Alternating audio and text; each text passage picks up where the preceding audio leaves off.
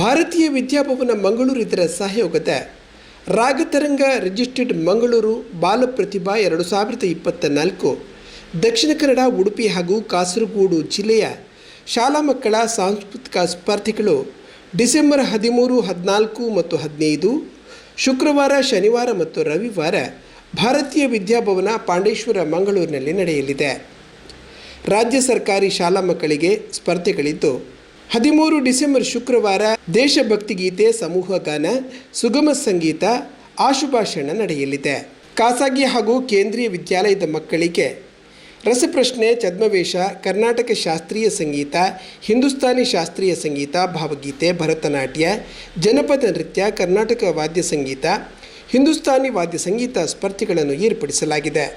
ಈ ಕಾರ್ಯಕ್ರಮದಲ್ಲಿ ಭಾಗವಹಿಸಲು ಆಸಕ್ತಿ ಇರುವವರು ಶ್ರೀಮತಿ ಮಮತಾ MS 9448792748 ಮತ್ತು ಜಯಪ್ರಕಾಶ್ ಶೆಟ್ಟಿ 8618523830 ಇವರುಗಳನ್ನು ಸಂಪರ್ಕಿಸಬಹುದಾಗಿದೆ.